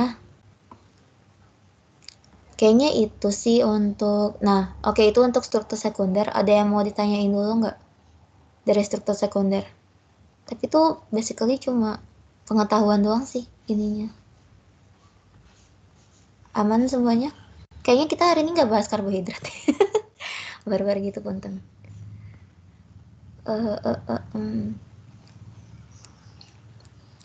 Aman ya, aku skip aja kalau gitu. Bentar. Ini ada yang penting nggak ya kalau misalkan dari struktur tersier itu? Ini kalian diajarin ini nggak? Aku nanya dulu nih. Kalau kalian diajarin, aku ajarin juga. Maaf ya, kedip-kedip. Diajarin Kak kayaknya. Serius? Demi apa? Oh my god. Sebentar, aku yang shock. Jadi ini tuh sebetulnya namanya tadi yang aku bilang super secondary. Benar nggak ya? Nah ya Kak, benar. diajarin deh, Kenapa? Kak. Kayaknya Diajarin nggak? Kenapa? nggak diajarin kayaknya di beta hersin, beta alpha itu dapetnya pas pelatnas. Bentar, aku nggak terlalu kedengaran kata kamu diajarin atau enggak? Kayaknya enggak ya. Tadi aku apa salah Nggak, dengar? Enggak ya? kalau ini dapetnya juga pas pelatnas gitu Kak dulu. Kayaknya mau Busida enggak deh. Nggak ada jalan kayak Oke. Aku harap enggak sih karena ini sebenarnya yang kalian lihat yang orange hijau ini tuh sebetulnya namanya topologi, gambar topologi. Jadi itu kayak versi simpelnya dari struktur sekunder dari kayak gini, terus digambar secara 2 dimensi gitu. Jadi kan harus tahu urutannya dan dia berinteraksi sama siapa aja. Sebetulnya aku sendiri pun kadang-kadang masih suka salah gitu gambarnya. Karena ribet kan kayak kalian ngeliatin kayak gini terus kalian kayak transfer ke sini tuh kayak bercanda ya mana gitu kayak nggak sih, tapi emang kalau latihan bisa sebetulnya. Ada yang penting nggak ya? Oke, jadi untuk tersier itu sebetulnya yang paling penting tuh adalah kalian, ada nggak ya di sini sebentar biar aku cek. Sebetulnya yang penting itu adalah kalian tahu kalau misalkan di struktur tersier itu dia akan distabilkan tadi dengan apa sih namanya, dengan ikatan non kovalen, interaksi non kovalen. Nah, tapi kan kalau kalian tahu interaksi sebetulnya sangat lemah ya. Dia sangat lemah, tapi kenapa bisa menahan protein yang segitu gedenya gitu? Soalnya banyak. Jadi di dalam interaksi non kovalen itu kan struktur kan asam amino tuh banyak banget kan. Terus tuh rantai sampingnya itu juga banyak kan artinya. Nah, antara rantai samping ini nanti bisa berikatan sama ini, nanti rantai samping ini bisa sama ini gitu saking banyaknya. Makanya dia bisa stabil struktur tersier itu kayak gitu. Kalau untuk quaterner tuh yang paling penting apa ya? Quaterner tuh basically interaksinya sama interaksi non kovalen juga, tapi bedanya sama tersier adalah dia itu punya beberapa subunit. Jadi misalkan aku punya hemoglobin. Hemoglobin itu kan kalau kalian tahu dia terdiri dari nih, yang ini sorry kedip-kedip. Ini ada 4 subunit. Nah, jadi satu subunit ini semuanya tuh sama gitu loh subunitnya. Tapi nanti dia bakal ngegabung jadi satu protein hemoglobin kayak gitu. Baru dia aktif sebagai hemoglobin. Kalau dia subunit satu doang enggak kayak gitu. Sorry, aku salah. Yang duanya sama. Jadi misalkan biru tua ini sama dengan biru muda, yang kuning sama dengan yang hijau gitu. Strukturnya baru mereka bergabung kayak gitu. Kayaknya kalau simetris ini jangan lah ya. Ini basically kalau kalian masih ingat SIK, itu yang simetris-simetri kayak C1, C2, C3. Kalau hemoglobin tuh C2, bukan C2, sorry, D, D berapa ya dia? D2 mungkin, D2. Kayaknya D2 deh. Soalnya kan ini sama. Jadi kalau diputar, ya kayak gitulah. Aku nggak mau jelasin. Kamu mau dijelasin atau enggak simetri? Modelnya sama sih, sama yang biasa. Gak apa lah ya, nggak usah lah ya. Ya kalau misalkan kamu boleh-boleh aja. Nah, tadi kan aku bilang juga tuh untuk untuk struktur sekunder dan tersier yang pakai ikatan non kovalen itu dia akan distabilkan dengan tadi ya interaksi non kovalen. Jadi interaksi kayak antar molekul gitu dan tambahan juga ada efek hidrofobik yang tadi sempat aku jelasin. Jadi kalau misalkan efek hidrofobik itu jadi semua asam amino yang cabangnya itu nonpolar, kan tidak ada tuh kayak alanin, valin, isoleusin dan sebagainya. Itu kan dia nggak punya charge atau dia nggak dipol gitu kan. Nah, dia tuh akan terkungkung ke dalam bagian dalam protein. Jadi kalau kalian ingat protein enggak ini sih. Mana ya? Nah, jadi di bagian dalam yang bagian tengahnya itu tuh lebih banyak senyawa hidrofobik daripada hidrofilik. Hidrofiliknya tuh di permukaan biar proteinnya larut. Nah, jadi karena si air itu mengukung si hidrofobik itu biar nggak keluar, akibatnya si protein dalam struktur tersier maupun kuartenernya itu juga kuat kayak gitu. Oke, kayak gitu. Terus untuk stabilitas itu ya, kalau misalkan elektrostatik itu maksudnya jadi kan bentar.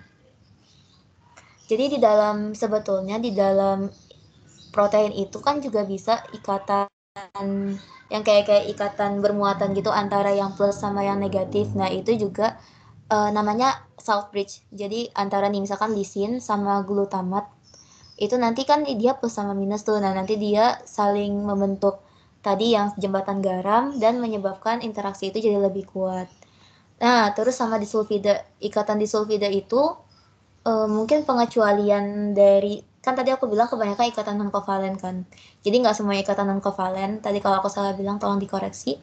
Jadi ada satu ikatan kovalen yang membentuk struktur tersier dan kuartener, yaitu ikatan disulfida. Nah, saat kalian tahu kan ikatannya kovalen nih disulfida. Nah, jadi saat ada ikatan disulfida itu, protein ini strukturnya akan sangat kuat, tapi akibatnya akan sangat rigid. Arti rigid itu artinya kaku, karena ikatannya kovalen kan, bukan non kovalen. Jadi karena ikatan kovalen itu dia jadi kaku, jadinya kuat gitulah istilahnya struktur ininya. Makanya kalau misalkan protein itu di keadaan yang misal dia harus benar-benar stabil, itu dia biasanya dibentuk dengan beberapa ikatan disulfida kayak gitu. Jangan lupa juga di protein ada ligan. Jadi ligan itu dibuat dari ya kayak yang memiliki apa sih namanya PEB ya. Jadi si proteinnya tuh misalkan R-nya punya PEB, misalkan kayak ada N, ada CO rangkat gitu. Nah, itu bisa digunakan sebagai ligan untuk suatu ion gitu. Dan kadang-kadang itu malah harus berikatan harus membentuk kompleks dulu baru dia bisa berfungsi dengan baik kayak gitu. Ada beberapa yang kayak gitu. Kayak DNase kayak gitu. Terus sih apalagi nih? Oke.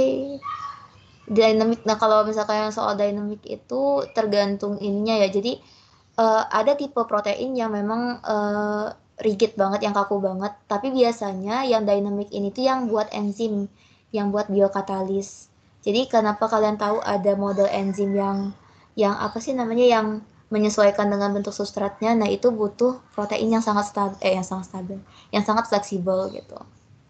Kayak gitu sih, kayak untuk protein folding kayaknya nggak aku bahas deh, ini terlalu ribet. Kayaknya untuk struktur kuartener cukup segitu aja kali ya. Ada yang mau ditanyain dulu nggak?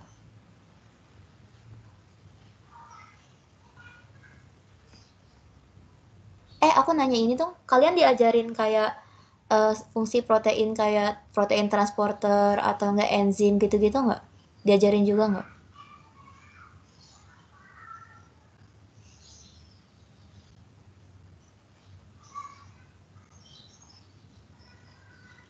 Halo? Ada. Enggak. Oh, enggak. Oke, berarti aman. Bener ya, kalau aku tuh lupa, kayaknya aku sama Ufida tuh ada protein transport gitu deh, tapi aku lupa tuh pelajaran apa. Kuliah apa maksudnya. Oke, kalau kayak gitu berarti untuk protein cukup sampai segini dong. Tapi kalau misalkan sekilas pandang aja, protein tuh banyak fungsinya ya. Ada yang pembentuk struktural, misalkan kayak yang protein fiber tadi, kalau kalian tahu keratin, yang paling sering kita dengar alpha keratin di rambut, di kuku gitu-gitu, itu dia struktural. Terus ada juga yang protein yang untuk transporter, misalkan kayak protein integral gitu-gitu. Ada juga yang apa sih itu namanya, enzimatis. Nah, enzimatis ini yang aku bilang tadi yang sangat fleksibel, biasanya protein dia tuh biasanya bentukannya tuh globular gitu, kayak gitu sih. Kalau enzim ya udah kayak gitu. Ada yang mau tanya dulu nggak sampai protein? Kita sekarang 2.40-an. Kayak kalian mau lanjut ke karbohidrat apa udah cukup sekian, Kak? Kayak gitu. Aku tunggu sampai 2.40 beneran. Tuh 40 beneran.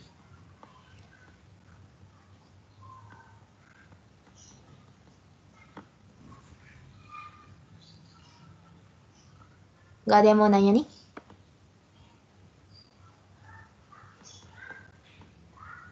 Ya, berarti nggak ding, belum 2.40, sorry guys.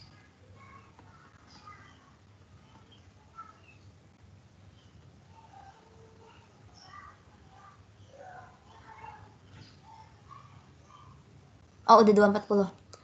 Oke, jadi kalian mau gimana nih? Mau lanjut lagi apa cukup atau mau ada yang bahas soal? Tapi ini baru protein doang sih, maaf ya guys, ternyata aku ngejelasinnya lama banget.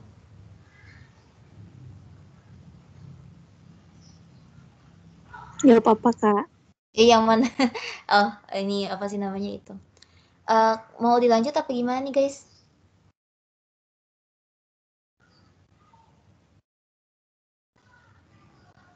Kakak bukannya ada kelas jam 3? Tapi kan sekarang 2.40 kayak aku nanya. Kayak kalian kalau misalnya karbohidrat ya paling aku bahas sampai secukupnya, terus secukup waktunya. Kalau enggak ya ya udah gitu. Atau ada yang mau nanya dulu tentang soal? Kalau enggak, atau mau dihentiin sekarang? Aku bebas, aku ngikut kalian. Atau ada yang mau nanya, Kak, bacanya dari mana gitu? Boleh juga.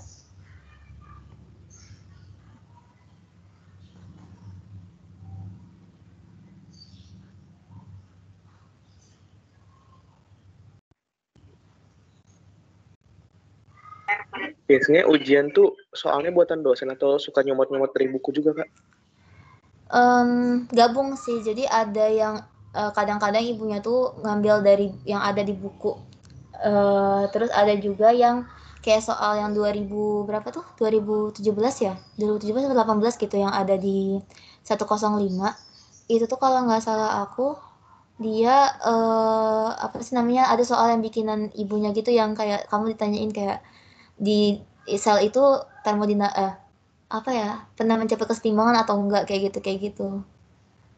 Gitu. Jadi campuran gitu tapi biasanya memang basisnya semuanya dari buku sih. Kalau menurut aku ya. Kalau PPT itu sebetulnya Bu Fida sama Bu Puspa tuh aku nggak tahu ya ini bagus atau menyusahkan tapi PPT-nya tuh apa ya isinya tuh literally gambar-gambar doang gitu terus kita kayak pas kali lihat terus kayak bingung ini apa ya maksudnya gitu. Aku gitu sih pas baca PPT-nya kayak ini apa gitu. Ya aku menganjurkan baca bukunya sih. Kadang-kadang ada yang memang dibahas di buku dan ditanyain gitu. Kayak gitu. Oke, makasih, Kak. Udah nih udah selesai.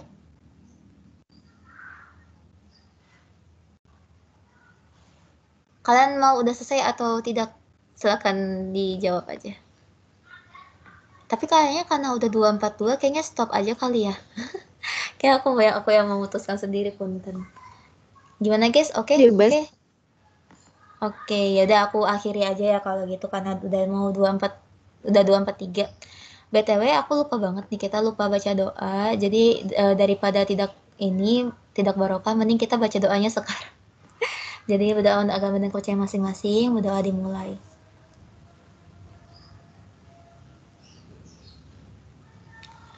Oke, berdoa dicukupkan dulu. Makasih semuanya udah datang ke tutor siang ini, walaupun ujiannya bahkan belum tahu kapan. Kalau misalkan ada yang bingung, silakan bisa chat aku aja. Terus sorry banget ya kalau misalkan sekarang kayak tutorial tuh jadi kayak nggak jelas gitu. Oke. Pak, ujiannya katanya setelah karbo itu, Kak. Setelah karbo selesai. Berarti kayak kemudian tanggal 27 gitu, Kak. Setelah apa selesai tadi? Setelah karbohidrat selesai. Oh gitu. Oh emangnya belum selesai sekarang tuh? Karbohidrat tinggal satu pertemuan lagi. Oh oke. Berarti kayaknya sekitar 2 mingguan lagi berarti. Ya nggak? Nah, itu Kak, masalahnya ngebentok banget, Kak. Sama yang lain-lain, sama Antek, sama... Oh. Ya, aduh. Oh ya berarti harus dicicil ya ini mah. Gak tahu, Kak. Mau ada yang di minggu nih, kira-kira ada yang bisa dimundurin atau dimajuin. Coba aja ditawar Kak. Kayaknya aku dulu pernah deh nawar karena seminggu ujian penuh gitu kan. Terus aku nawar ke Bu Alni apa ya. Jadi dipindahin. Kadang-kadang ada dosen yang baik kayak gitu kok. Kalau SO sih udah, kalau udah duluan. Oh iya iya emang kemarin Kalau ya hari ya, Senin. Bu Tiga atau Bu Puspa mau pindahin kan nanti coba dengan itu aja. Amin. Thank you, Kak. Ya, thank you juga udah datang. Dadah semuanya. Iya, semangat kelas ya, Kak. Makasih banyak, Kak. Semangat. Yuk. Makasih, Kak. Mm-mm.